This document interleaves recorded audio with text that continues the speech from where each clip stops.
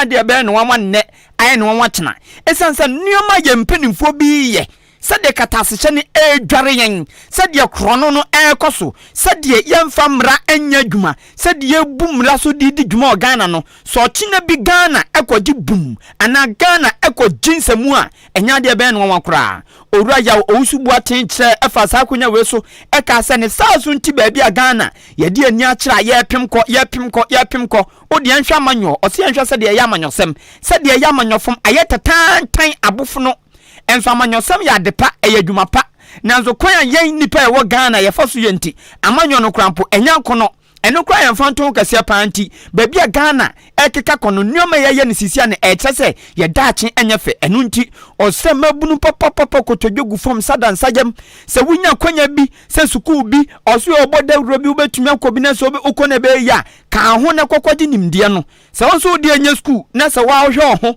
na ode de etrebo edanso bo ka atwie mototwie anase den na abaya na waye se de bi obenya sanimde no amochina bi ye ko yanim na akonya bi pie na se sa akonya no obekoya se penipa wei na so mi kan wosua ade abakope untumi nye enti se wosua mienu a ebia na we anye na we akoyeye na watumi aye bi anya saa daachi Ghana e wa anum sei ye bebre papa titru ani mabuna eba nti ye nsua nuama Oh, daachi de enye nkwara mo ba de yire ma se mo yire mo hu na mo ko school na wo pe adwuma bi sua se school no kra wakwa adu akiri se de nkra na obetumi asua bibia ka ho se ne be ya daachi nwa obetumi wo ya nko yi na wo ya koyi na me ne me wo fa se bi neti chata na me ye MP ye makwan a omo sisi school dan ne ma no electrician ba ko pakwasi e bia okọ ba bia no se kwadwo ene ne nko edu ba bi no kan ya dum ya omo hu se enye ECG bo na edum na afa no munya hwehwenu onipa amote so akasai ayonum nyafo yaw owusubu aten afimpinu ne adwonu 2020 enka opreso be kom na hyebje fie kwanten kro ewo asenema so across mansini mu ena bribi atwam nso no yemra hyebje ne a ohwe achemodan abeto ampeso so ene asenema so across mansini mu nanso nedie ya chem se tu nene ena mutiye Ghana de simama ye pemso akoyanim ewo awia pramtubere Akan Kasiebo no enso emu na yenhwe enuma sam sade ehontotoye esibi ekrai na sisi Ghana ne de obi eka se nipadodo na cheso munya adwuma enya ya adeche na akokọbọ kokroko no mye wa shomo bram esanso munim ba bi ombekọ agwagwa ye adwuma no munya yakade atombotom ba shomo yire no mabusua ebi musu de omunko a eno monam ankonam na so de ombedi kura hoden onya adwuma obeye pa na so adwuma no ewo hin no akwakoye de wo ye so kura wo ye so asabi ye tua ono so ka enti amanyoma ye si nwantan na opanyini wo ye obi a eba no dwadie adwuma de ntotoye emu a waben akwadiri wo mu akwasibroni afrani se business strategist eno eye David Ofosu Doti ana odi atodwa ekiremu ese ebreso ese aban a wonom eba ne wonom mo koni nyina no omufiri ase ka omutiri apa mo toto nioma na yehye na yede enhihye bi gu akwan so a ebema omaikoko Ghana nyuma betumi abusuo ama mmaburu ne adehye matimanya bi aye na no eba ne saa obia ne wonom asabi obadwe nyonko adwembone omanu badu se fam sanso obia nya bibiye painfo sensa ne anya adwuma no bonsam bo paama ne biye enti so obi wa adwuma ya ayade so onye ne nyonko bone se me ko bumi mi amfa so na menyiri sika anu betimi aboa woto ne kase aso no chem se pempen ahweye ahodo bi wo hono ma ehu ni mfaso baako ka preba sei chese omdwumajo mu edie no emfa so de bia mra oman no na so ya fa nkrofo so mu ni dwumadi wo hono ma bosumi bia wo man na ebo mo ka tua wonom eka sabi hagiri bebre wo bubo na ne chese wo ommo ahweye baako din na yamfanya mfato hwan eno ose wo nsuro wono otu emere obekire sie no babi otu no nti no wo hwe youth employment agency a ahweye mo na hwe emaburu dwumadie ne ntotoye eba no nyuma samwa wo chese sa ahweye ni sei wo ni se enya ahweye bi asabi eboa omaikoko Ghana wo dwumadie so mbaboa ma maburu do na adwuma aye nanso uwesika pudu a yetabidi ko ahweye wono mo afi bia na wo hwe ensunsuaso a ye nya na utimi se da bi enioma nhyeda enkoye wonu de ne susue na adwimo wosinke ebetimi ni saa sika na yetabide ko youth employment agency wonom no asoso ankura nyuma agudo bi ase na komatimi atro munyuma nimu no matimi afa Ghana fo dodo na momatimi ayadwuma ama nyoma timi enso akonkan nanso afi bi ebetabide sika de akọ wonom adwuma dodo ase no mutimi afa ni nyina no aye adwentoato a mapai edi egu eye apro eso anunti wakacha Ministry of Employment and Labor Relations say wamfa ntotua papa nwu akwaamu na entini emwa mani omankwan kan sanse Youth Employment Agency waye wamu nhyada emwa oman no eba no enuma ensem ensoso enwa wato ne kasa aso kirem say ahweye bi ade aba ya fa ne say right to information ebe no wasisa amamra ne de ba ye enam so ama yatimianya right to information commission wamu so edoto omoni oma no wasisa ahweye no kura nsoso so ni mfaso diente awakasa anenie waso onim se wakan obi atiam aso ni mfaso asan ahweye babu ama yatimo se obi ayade bi anase ahweye bi omusika sam ye hunse sabi omu twi bi fa asumase wabra yehu na ukobu sam se mepema cho yapase ye hunse ananu sika ne de maamo no dwumadi amudi kodi ye wedi asika ya na moto papa owura aya ofosu doti ejemisa diente awakasa ne se abaya krado se opese na mamuo no emuda ho kroje no obia dini dia de wose ko ye ne se utabli sika bi ekwa ahweye bi a ene kwa se ahweye ne kura tra ho mo bi eba se mepese sika ne de bra mbe ye mu hwehwemu wose ahweye kro na kasankasa no ono a be chekire ni nsemu kwa de kire Ghana emfa to ba kunie aban kata se ntwa 11 no ba bebu nkonta de atreyen bosome miensa bia besi ne aban mu nkonta enti aban pese Ghana ni bi nsori ekobisa ne se aban 11 na de ye no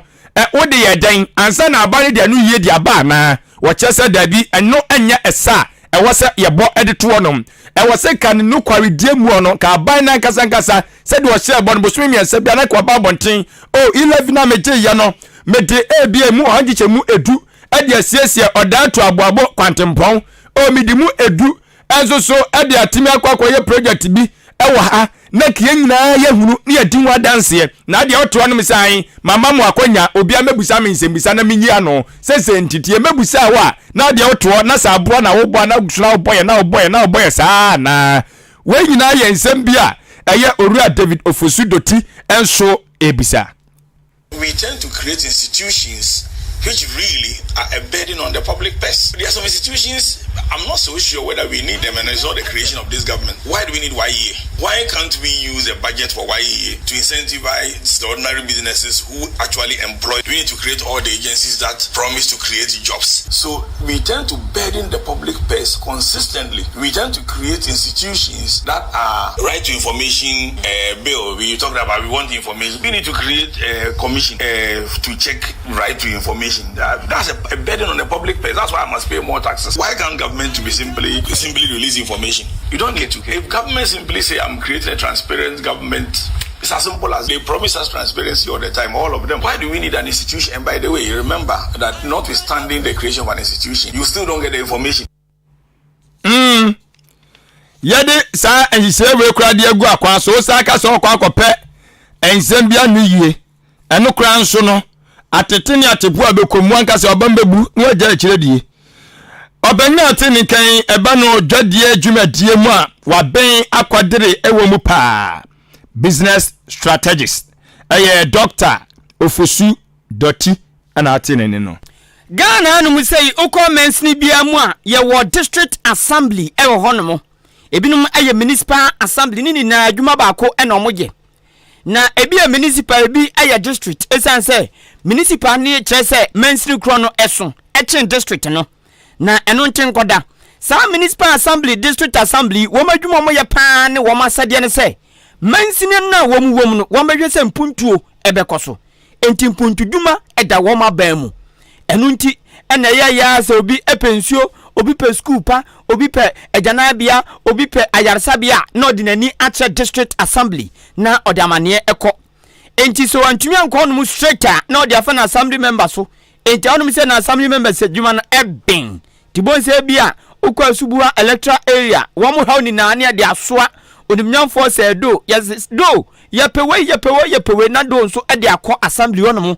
na baabia e wo so de sa hao ne kono na de akọ na akọ pre aba saa ene ye adwuma uye no to nkyan a district assembly ni municipal assemblies ni nso oman ya ye hyehyeye se e wo skabutim bia wo se de ma assembly bia se de bia empuntudwuma wono mo ye no wo de baboa ama akonkan na saa sika ne fa the district assembly common fund sika ya aban no twama won mo afibia no ya chichembe ya miensa konan ya demo mo kakra uye bibia pe na dia support enti sa district assembly common fund na ba egbo no bonso mu di isi janambia egbo no mu di isi to ayi school dan egbo no mu di isi yaresabia egbo no me bia kwan bia nye ne adwudwudwure so ni na sika yi wo mutumi ediye na mpempre amaken ya ma assembly bia 5%.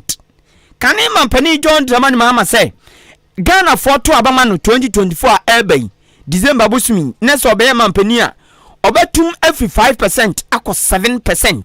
Dienti owura John Dramani Mahama eka sane say osi dienti oye sane so pese sika eba mans ni bia efutum sade be ya ebiem si ye yankratasem odi asem bi ko asem bi pe yes ye de ko eyi local government afini ko yankratasem procurement hwan bibi bebre ni na so ye won kran owura John Dramani Mahama say na ni so de hunu ba ko ne say oba sane mani na ye be ya firi onomo so obi di bibiba na se for procurement tim ye yankratasem ne de ke kanwa enye nkran ene ba koye no ye be assembly kro na mu na enu achi no se ye adwuma ne ye predi aba ye yankratasem ni na awie assembly wono ma wo ma san for contractor ofri assembly ni mu na wa ye adwuma ama wo mu na contractor ni san so ye wie sika na san tena assembly ni mu na asan so aso aba ama sika aba amansi ni bia mu entowura John Dramani Mahama say na ni so ade hunu kase ba kopa eno no enu nti ana ma opeso pagya district assembly common fund ni mu efi 5% eko 7% sade be ya sika baba assembly bia futum ni wo matumi ade ade dwuma e wo mo mpatam ya owura John Dramani Mahama to an nsem so biem eno san kan se oya san numa we ya ogidi se ebe madwadie eni ekwan ya nkrofo befa so anya nnwuma apagya e wo mansin bia mu. When NDC comes, we're going to work quickly and we're going to raise the District Assembly's Common Fund back to 7% so that more money can go to the districts. And then we're going to stop the procurement in the center. We're going to send the money to the districts so that they can decide what to buy themselves and they should do their own supplies instead of it being done in Accra for them. Because when they do their own supplies in the district, the money remains in the district because there are contractors in the district who can make supplies. And if they make those supplies and they get money, they're going to spend that money in the district. But if a supplier comes from Accra or a contractor comes from Accra and is the one who's giving the supplies, he'll just bring the item, but the money that he has made as profit, he'll go and invest in Accra or wherever it is that he lives. So we'll take care of that. Enti yabehwe eno so pa owura John Dramani Mahama no na owie no se ewiase yese se okoto sa abo si unu nso ka chense sori yeso enka chense sori ne so sanse ofru ne so a obetumi aba so abribia ye won krofo bu o man mu a won mo sabi ebu obi won ma ye de wo no obi won so akwanhia bi anamfum so bi ba ye nti ama ne nipadua no ba bi wadi dem obi wo ha ne nan obi wo ha nani na so ne ti ne nsa ne chi ba bia fum so tumi ba na wadi dem e won ho na ba bia ebia okọ ene oba no ya na den pa ne sa so nti san krofo no okọ aman bebremu a aban bia adwen wo mo ho Ghana yenso ya dwen san krofo ehu ye form disability fo ye wo disability act e wo Ghana anu sei na sa act no owura John Dramani Mahama say emuafu yenye nsakaye bia wom yendom yenye hwe ena disability act eda wono mo sa say ye hwomu yo hwe ye hwomu yo eda wono mo sa na bi fa eyi wo ma didem sika no wo mu di aban diska ne ba no mu di no mo de ye de mo pe enche bonse nipa ne so yare ade a unhu de ye no tim ni wawu ojinze o dwane nyankopon o yeso dwane nyankopon a o dwane wa ho na enu no wura John Dramani Mahama say sa disability act no ukoma etumika eka kiremu say baby bia enipadom kokohia edi dwuma ayarsa bia ensore edwam baby bia nipadom ekodi dwuma no was say ye hwe enwoma ana ye de nwoma gu akwama ebema so obi adidamness oba ono mo nipa no ne ho behan no ana ye behwe nipa ne ye ana eni ne bedin sa wo kama ne sa so nti ono obeyi nyame na dum ne so onya bedu se kutwe obeti tax force ama assembly bia sade be ya enkoku adu anase miamia wodro enipadom ko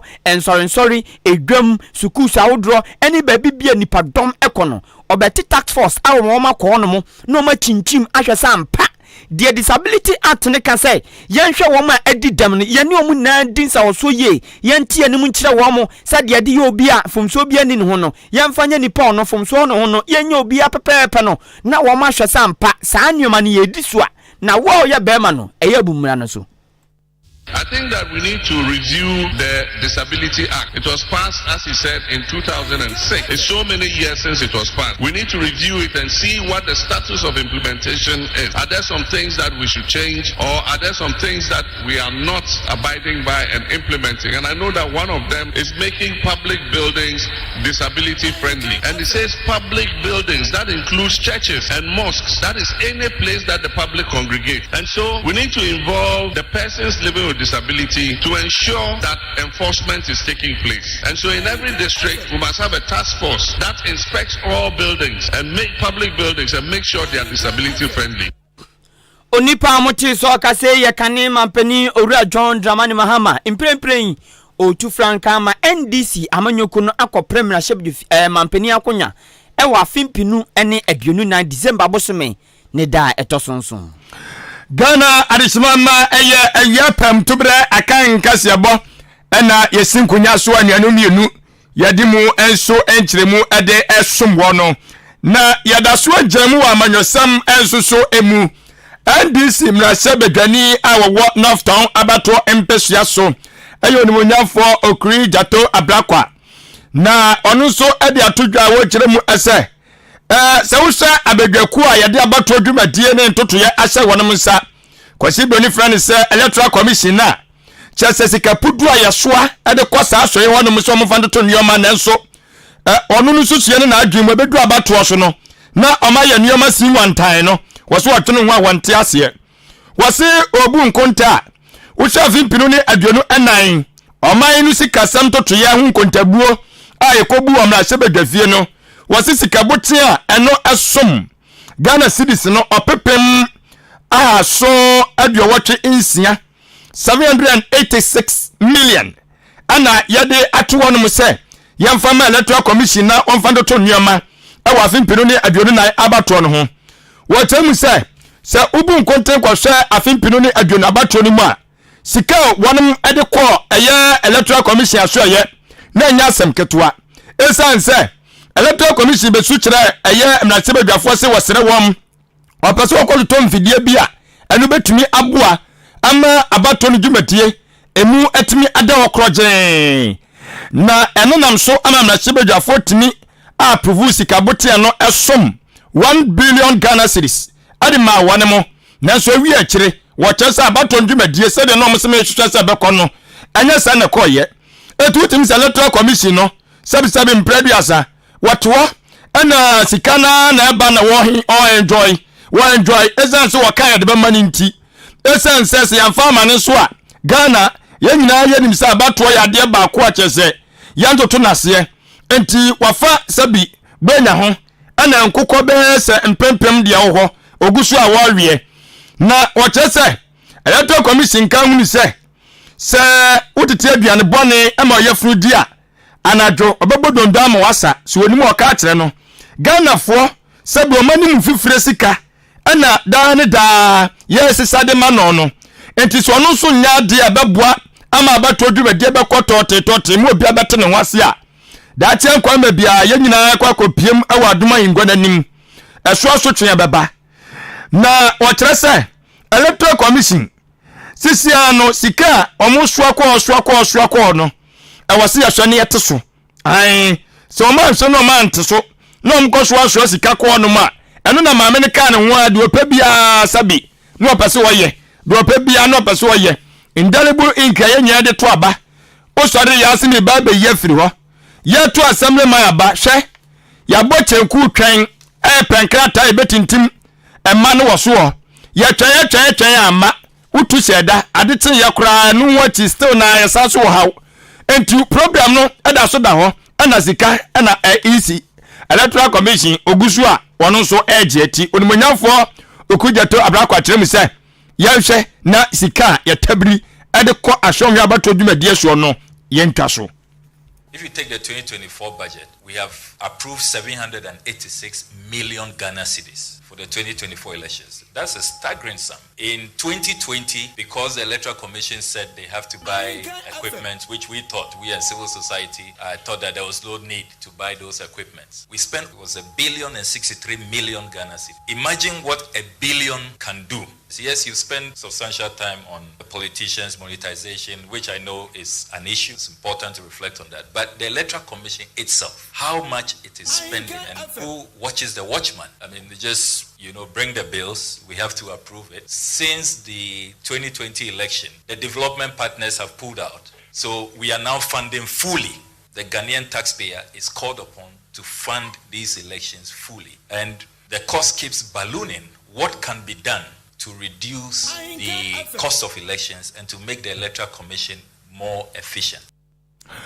Adishma mania wuti ye ayam la shebe jani di ma adishia wanum ewo North Town abato empesua so owura Samuel Okrujato abrakwa ena atene no adwadifobia wa santimantam buafu ede huntia na nipa mbuafu nso eye aban no meba na me de ekoso asantimantam wo edwam ababesomo na yenchewe ye Marshall Beauty and Training Center osi yankanche obi bia se woye oba na ope baabi asiesie ho ama ho ayefe aya akono a mepacho Marshall Beauty and Training Center.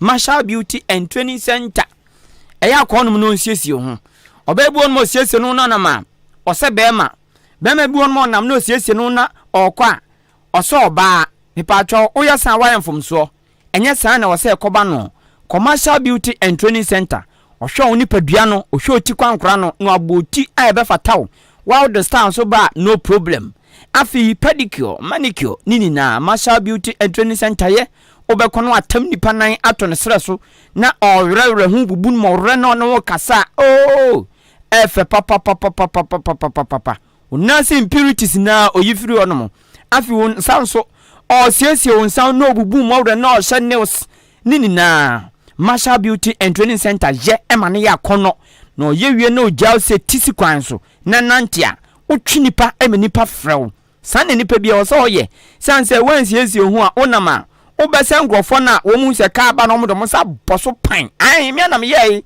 ene abodamfo no ka akọ bonso de nsa boso pan ba ku bi wo da on ni su ban ano no ba ku bi nso no onva ne sa mboka so ujo no na obeprew osuos kanu amana asutumo dempa utumo dempa no anda no no okọ omo ho mo a onzo mo nya wakono ai enti ye na ye nti se wono no ensunsuye wom ni se ye nipa na asabi enfumso bia ni adwen mu no yetumi siesie ye ho eno kyesa hunsiesie eye ahunsiesi eye pa ahunsiesi nyanka wunyi uti ka wuntu se ka wonru anim ka watade efian ka wunsi nini na ya ahunsiesi emu bi eye makeups ye etire bo ububu mawre usiesie no o kanso cutis nini na eka ahunsiesi hu na so ebi mo no a wo ye ma ne bro nyankopon limitinti ye hu ni se ya de bone enya de bone na emum omu hu baby papa mfa nko enti the right place American from oba be ma ya for oba ne ko no mo for ma me ko for sister ko for mpena ko for yere ko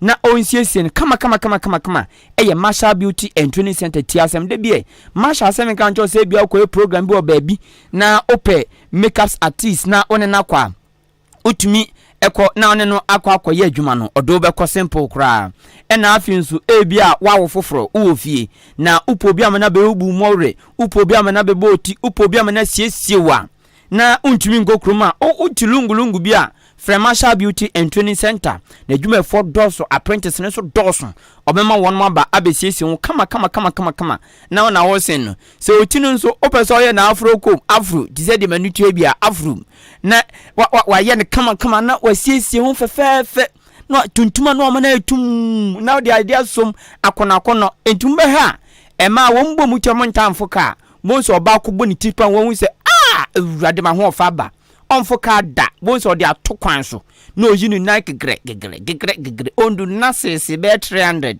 edi obenya mutu bia ware wo mo na so na esene no na hunsiesie enti wonya kwan anya obi ama na ware no ntia hunsiesie de ye me pa cho osimi nganjo se so wo abufra buo no na ni gi adwuma we hu afane bra makeup se ana trebo oso de bosumi kitua bi na wachre no no so aben na o ma na body nkrata ode be ya adwuma e wo Ghana ana empo se nipa ni tukwan akwama no ne a obetumi de akwa ya adwuma Marshall Beauty and Training Center e wachim odan udu traffic light one ma udu ani akire baby a community nursing school no na saa kwan so e na obehu Marshall Beauty and Training Center friend 0208 309581 0208 309581 ana 0244 171667 0244 171667 na onem Marshall Beauty and Training Center edi ensa so afi adeshimama yetoa ensem no so what wasum for adwenkyerɛ fa 0533898915 text message and WhatsApp yabekinkan amon Ghana yase ade akini anti asempa na esieji enu nti ade beti utumete yase ka bi akwakɔ muni amanipa 12 ewu yase ase an asem won no uti ana wadwum eya onwese enzo ka ye na ayafu bi enso behu yase unua bi nko akɔfo ye no akwakɔhwe ama nawu na de awrewosem aba oto no ma beti ese gya tobi damo ne damu nyoma na hye asem wonwa ensema yesisi wo Ghana no eye bia no odempa na no yete Ghana yenka bi nhyem asantemantemu yase ayi Dubai yo sedenden keje tiadwa ye ho no ma yesi gya tom se yira ampampa ye ko ya eja dam nya jaketwa ama sese nneoma sese stores yesisi ni na eno nam so ama aban empenufo ko ho no kokohwe echichire dwadufo ewure ehye won mo bose edwa na ahye no won be ya mo wo ena won so boje won so NPP aban na unyampo NPP aban na unyampo won boje won so ankofo koje won samba na anu na adwadifo wo Kumasi Central Market ehwe no mu se edwa ehye ene de na wo mo ya wo mu jaye phase 2 no enka aban ne baba beto aso no besi ne ode bona na awai aja krama boni ataso no enu na adwadifo wo Kumasi asantemantemu Kumasi Central Market kire se de aban ne ye no nyame anu ni kroni phase 2 no ntumi wie no wo mani nye ho kra no mo ka che ni plane fa se wa meye obeti wo monka project bia be hang on anankanye Central Market hwedwumadi esese dia aye yaya mobopa muhu yesa no ene mema yesole ahomachi dwane free fie ema no so ba boso kwa ohunu so wo ba fie yetu ye free Central Market de ba race course ya ma meto wa de na sabu ya adwuma no kra no na enko yie na wo sa tifie enti ye bisa de ne se na nado MPP afina sa drubie enche ne yesa beto aba se Central Market ya hunu se adwuma no ye de a ene obi ama ha for vote atoba ma MPP ato apa no mo de ehwamo yetu kayeti afo omukọ ha achamfo market de ma omo ye Central Market omu tu yen wo mo de soja fo na bepa mo ye fi dwam ya fa ba bi afa ama yen da bia ye kwampanfo na ase omo se IMF aso a ye nti se ye bo Central Market project ni din enti anopai yes ma ye kan se ye de party obi de ye nim aboa yen ase Central Market ama yen ene ye beto aba ma no bibia nya me yes MP47 omo wa Asante region no kwasem ni wo ma di ye hwamo papa wo mama ye campaign ma party no yesi ye tirase market no ana anwe ne se no a eda ho no so wo mama ye ama ye ya wo mama ye Central Market na ama ye nani wo kire ya di obeya ama ye no wo ne ma ayi wo Central Market nyina ye bedi na chi wo mo pe market na nani wo kire ya dia ye dire atemu ko hu konfa no chi anamu hu Jesus Christ se ona otumidua anochi no otumidua abe ema no fefesa adana ene na ochen ya na bibia ba waso ayehye we asantemantemu ena wo mo chese phase 2 Central Market no phase 2 no wo ma jai contractor ma meto aso tiso wo ma ya ehun sem no mwankasa kan no ene de eja kan won so a baby say ya wo mbe yo munye no eno so ho asem ya nkase yete wo yasum we ya dwadifobia wo Kumasi Central Market ehunu akwa kenken kwa ankore hunu eyedede hunu ba se Ahun say mu hwehwa. Oh, there be say omo how na mo ka. Oh, boy. And also they are aggressive because I didn't hear omo. Ku see ya huna. Me there omo. Why then? Me there omo. Say omo nya bre say market no. Ye nyama omo a. Sa aban na anya omo nto abantie ndisi fo. MPP for. Yes. And unhun say the best way. Politicians are there ben eya. To manya omso nto abentia wo. Simple. Now pe bibi na won san kan to abentia no. Hu die ntia se mo asantemantem kra stro me san to ama. Eti na me ka che omo se omo boa omo de hunahunu aban no. Otre. Muntimi ntuntia no. Otre. Omuntimi. Omo nso no de omo ntungu ngofa haba mehye mu. Omo nye. NPP omo nso na na. Omonye. I say odan. Enye. I say. Odan. Okay. Ehunahunu akwa. Kenken kwa. Mama ya de better bo. Bo. No na NPP. Adabi ko bete. CPP 3. NDC 52. NPP 725 million. Kwa zo ngwa eguso no ngwa. Ase na yankofu na mo bo aban na tisi aban na meto a ana wa me yo ntoma no. So the best thing is a bread we say. A bread we say ye pe bibi. Na se wa anya o si ejina so ni ato abatia wo. Etiawa. Ebe ma wahu. Ba me na fi ebe ma so bi ba nipa no so be ya alert.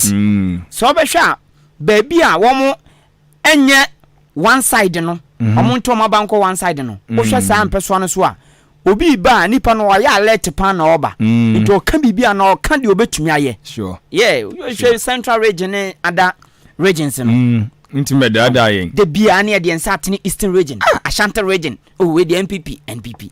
And Pan Sube Kumshe, Ashanti region. 47 constituencies, 42 ANPP, 5 per ANDC. How? Nese NPP and Tumian developmental project bia.